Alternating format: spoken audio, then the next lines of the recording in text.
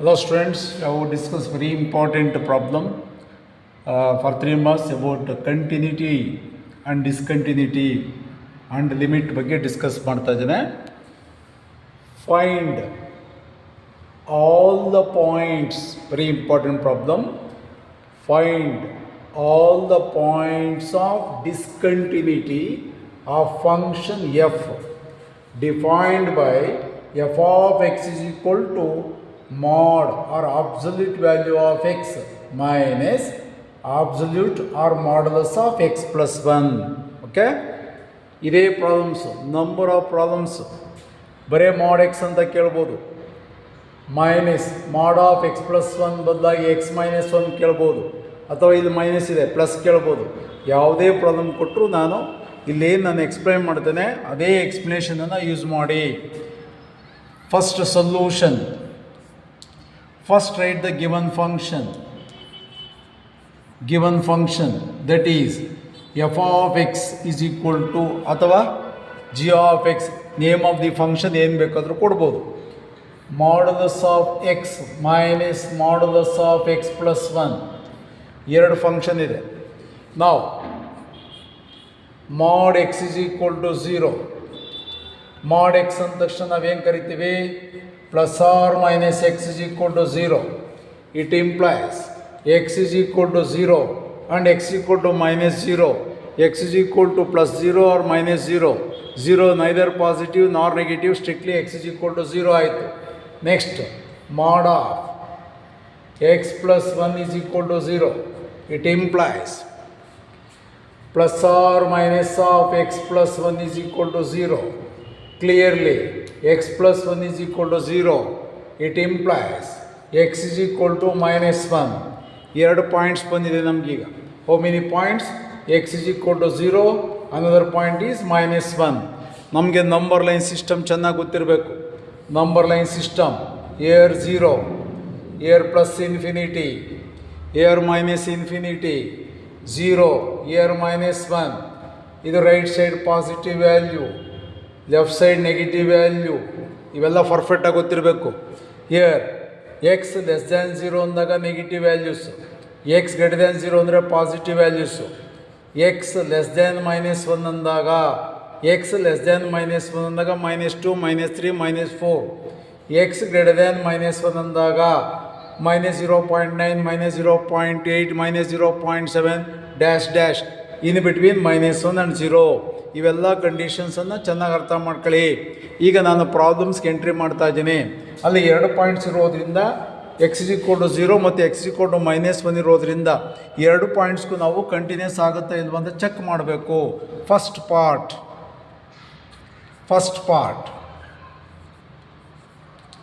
For X is equal to 0.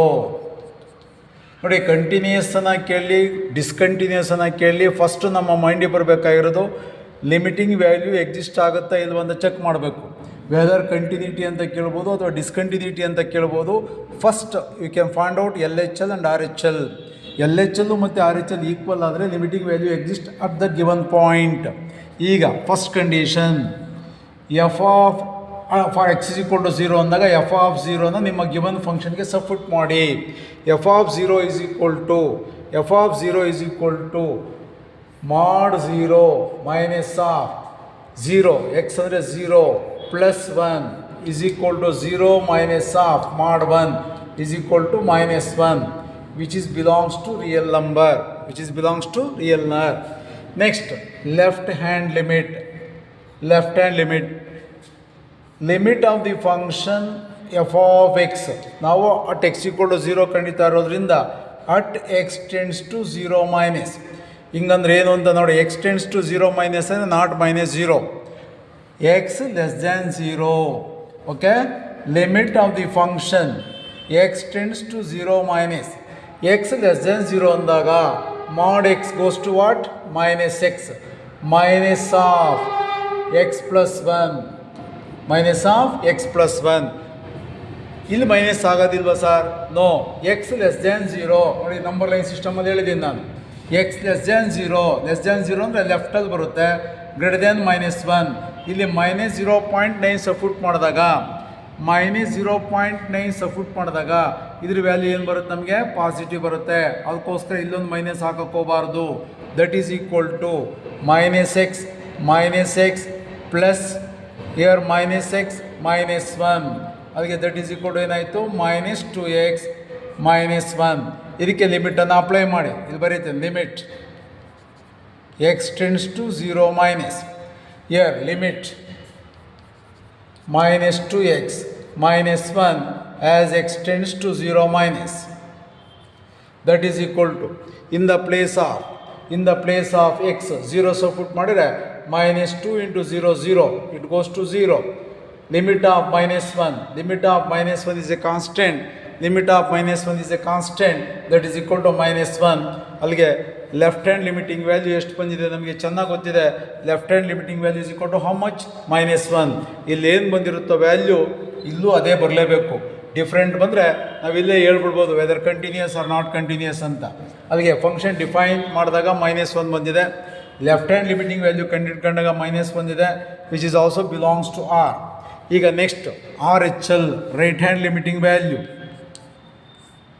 Limit of the function f of x as x tends to 0 plus ಅಂದರೆ x greater than 0.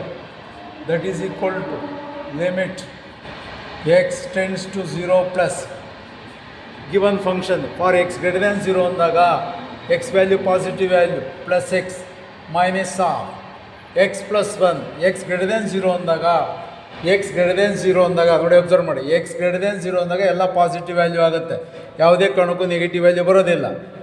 x plus 1 that is equal to limit x minus 1 x tends to 0 plus again plus x minus x get cancelled.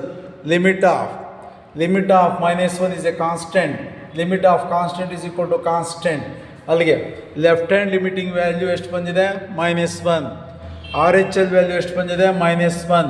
ಫಂಕ್ಷನನ್ನು x = 0 ಹಾಕಿದಾಗ ಎಷ್ಟು ಬಂದಿದೆ -1.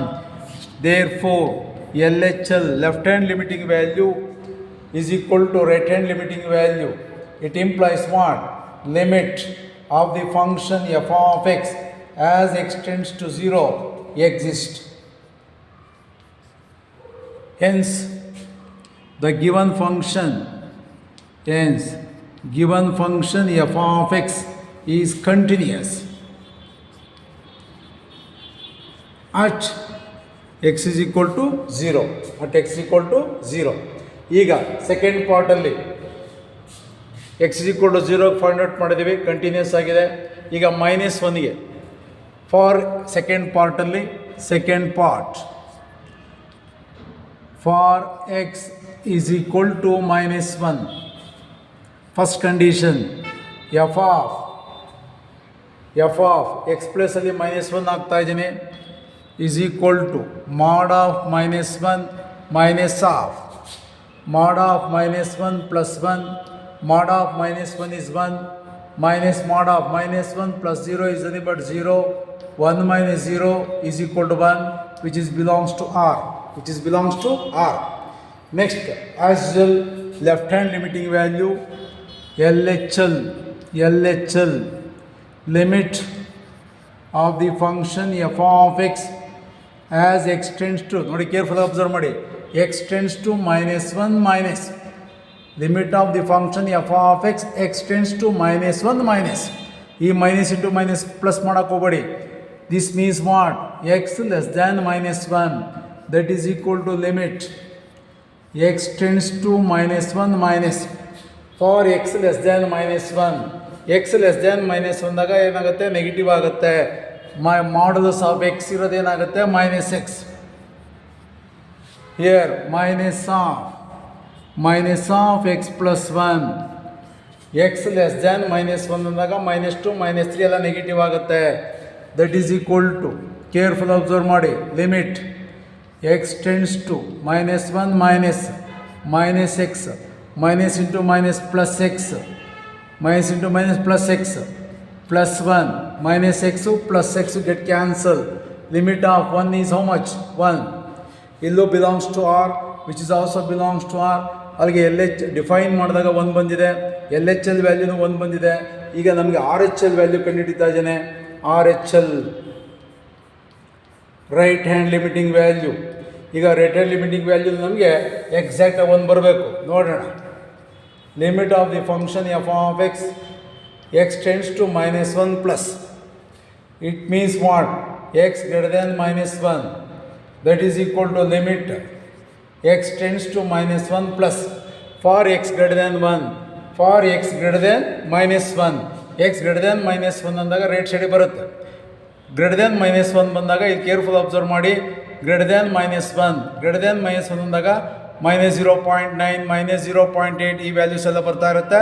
Careful observe ಮಾಡಿ. ಅವಾಗ ಏನಾಗುತ್ತೆ? -x greater than -1 ಅಂದಾಗ greater than -1 ಅಂದಾಗ ಇದು -0.9 -0.8 negative ಬರುತ್ತೆ. ಮಾಡೋದು -x ಆಯಿತು. Minus x plus 1 that is equal to limit -x -1 as x tends to -1 plus that is equal to -x -2x. Limit x tends to -1 plus -x -2x -1 that is equal to limit x plus ಅಲ್ಲಿ -1 support ಮಾಡ್ತಾ ಇದ್ದಾನೆ. -1 as x tends to -1 plus minus into minus plus +2 -1 +2 -1 is equal to how much? 1. ಅಲ್ಲಿಗೆ RHL value is also 1. Therefore LHL is equal to RHL. It implies limit of the function f of x as x tends to -1 exist, then the given function is continuous. Therefore ಅವ್ರು ಕೊಟ್ಟಿರೋ ಪ್ರಕಾರ find all the points of discontinuity ಅಂತ ಕೊಟ್ಟಿದ್ದಾರೆ. ಲಾಸ್ಟ್ಗೆ conclusion ಏನು ಬರೀತಾರೆ? There is no points of discontinuity. ಲಾಸ್ಟ್ಗೆ conclusion there is no